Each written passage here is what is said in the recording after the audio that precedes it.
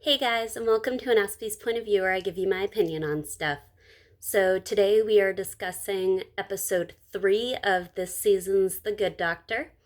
The episode was entitled Claire, and there are 4 points that I want to touch on regarding this episode. First and foremost, I do want to apologize for last week's video. Both the audio quality and video quality were not good, and I did not really want to post it, but I also didn't want to leave you guys without a video. So I compromised, used the webcam, and in short, I will never do that again, I promise.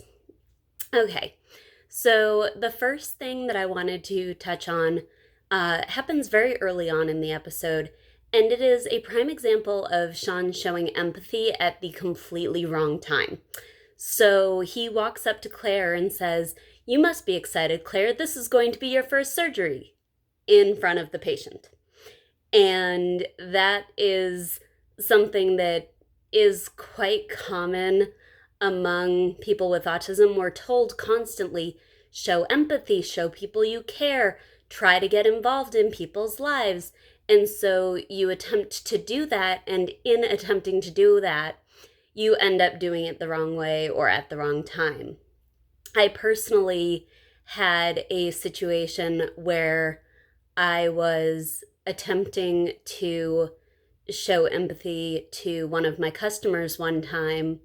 A child had come into my store and he had a couple of broken bones. He had a couple of casts on, and I was telling him how cool they looked, and he was playing around with me, and I said to the adult that was accompanying him, "Oh, what happened?" thinking he fell off his bike or he, fell down the stairs, something that's kind of cute and that little kids do. And there was a car accident. And immediately, without thinking, I was like, "Oh, was anyone else hurt?" And unfortunately, the child's mother had passed away. And it all turned out for the best. I ended up becoming very good friends with the family, and I actually still speak with the grandmother to this day. But it was definitely a moment where I was trying so hard to be empathetic and ended up making the situation really difficult for the person that I was trying to be empathetic to. Another point that I wanted to touch on was Sean's 83, some with multiple parts, questions that he asked during his date with Carly. And Carly touches on it a little bit at the end, saying that Claire made the decision for her what she would and wouldn't like, and that Carly actually liked that kind of intense discussion. But that's definitely something else that people who are on the spectrum face, both not knowing how fast or slow a relationship should go, but also intense curiosity about people. I want to know everything about everyone. I am completely obsessed with looking things up online. I'm not a stalker. I don't go on to people's Facebooks and Twitters and Instagrams and try to find out everything about them. But I want to know as much as possible about the people that I'm meeting. The other thing is how fast to go in relationships. When do you start talking about doing things like being exclusive, moving in together? When do you say "I love you" for the first time? Do you say it on the first date? Do you give someone a kiss on the first date? There's so many things that are just really hard to figure out.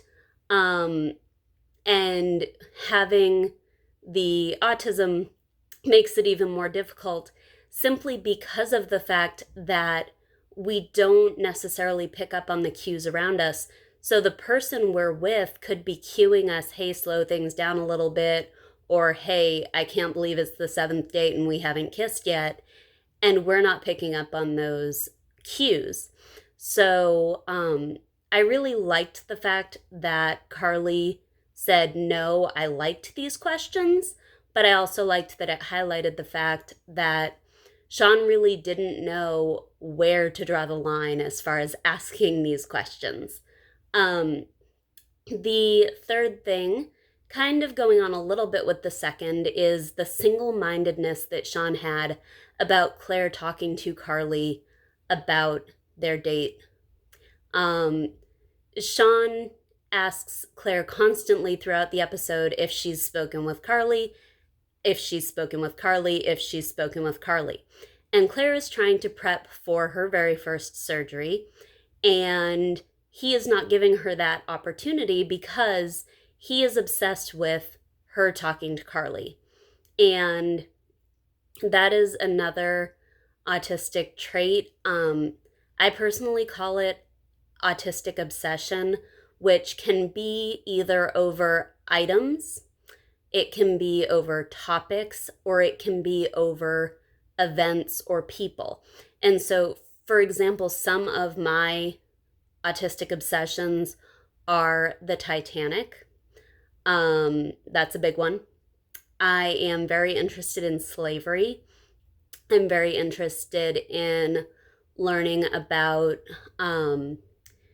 current day politics and talking about current day politics, and have actually been banned by certain people from discussing politics at the dinner table because I do get so impassioned.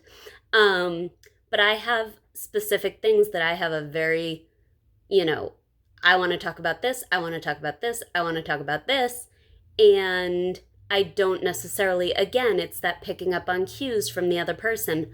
I don't pick up on the cues that this person doesn't want to talk about what I'm talking about anymore, and we should change the topic.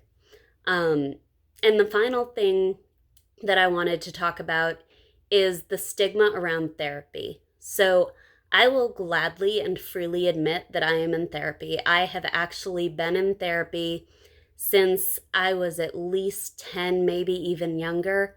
And I had kind of a journey with therapy. So my first therapist wanted to be my friend, not my therapist.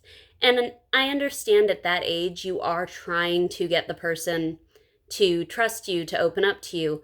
But what it ended up doing in my case was it made it so that she wasn't helping me and I wasn't getting anything out of my sessions. And I actually finally said to her in a family session, I said, "You're not helping me." And I kind of screamed it at her because she wouldn't understand. We were making bubbles or we were playing board games, but we weren't doing anything that actually related to therapy. From there, I actually left and we went to a different practice. And at first, I could only get in to see a prescribing doctor who did prescribe my meds, did try to do a little bit of talk therapy with me, but there was only so much that she could do. And then when she left, I ended up with a husband-wife duo. One was the therapist, the other was the prescribing doctor. And I was with them for a very long time. When I went off to college, we had something called the Saltzman Center. I went to college at Hofstra University, and the counselors at the Saltzman Center were wonderful. I had a lot of support, I feel like, throughout my time in school. And then when I came back home, rather than going back to that husband-wife duo, I did find another therapist for a short period of time before I moved to Texas. And in Texas, actually, my therapy journey was even more exciting because my first therapist was on the run from the FBI. And so overnight, I couldn't get meds anymore. I couldn't speak with him anymore.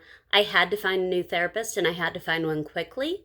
And it just so happens that my current therapist had moved down from up north. She had studied in Boston and in New York, and she and I get along wonderfully. And I think we're coming up on having seen each other now for about 5 years. And I find therapy to be very helpful. I think that you can't be on meds and not be going to therapy because meds alone don't do anything except mask the problem, whereas therapy actually gives you tools in your toolkit to solve the problem. Even if it's just talking something out, even if it's just sitting there and saying, "This is what's wrong. I don't know what to do about it, but I'm crying every single day and I don't know why. No matter what it is, if you have someone who is trained in the field to help you, you're actually going to get help. If you don't talk to anyone and you hold everything inside, nothing's ever going to change. And there's a whole storyline around Claire and her patient's mother. And her patient's mother is very against the patient talking to a therapist. And the patient actually requests to talk to a therapist, but because it's a juvenile, when Claire grants her request, the mother ends up filing a complaint because she says that she had no right to have her meet with a therapist without the mother's permission. Now, of course, happy ending at the end of the episode. The mother requests the card for the therapist, so all's well that ends well. But I do think that the kind of progression of seeing the stigma around therapy is very interesting, because there are a lot of people who either say, therapy won't help me, I don't want to go to therapy, it's not going to do anything. Or there are people who go to therapy and don't tell anyone because they're embarrassed. They think it means that something's wrong with them, and it doesn't. It means you're smart. Honestly, going to therapy means you're smart, because instead of trying to conquer the world alone, you're getting help.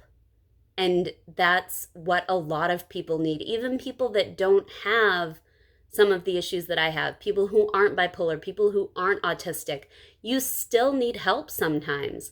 And I think that workplaces that provide mental health programs are absolutely wonderful. I have not worked in a location that has not provided a mental health program in at least 6 years. And so they provide a certain number of mental health visits to be covered for you every year.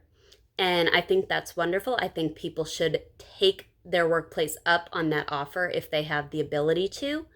And overall, I can't say enough good things about therapy. Even though it took me a long time to get with the right therapist, now that I'm with her, I'm seeing myself make so much progress, and it really does make me very happy. And yes, there are times when there'll be a setback like I'm having right now, but I know that I'm going to come out on the other side and that it's going to be okay. And I know that because I know that I have her by my side, willing to help me out no matter what. So as usual, if you liked this video, like this video, subscribe to this video to find out about my new content, and leave any comments about the episode down below. To any of my Jewish friends, an easy fast, and now before the sun sets, I'm going to go get some food and be on my way to shul. Until next time, this has been an Aspie's Point of View. Bye, guys.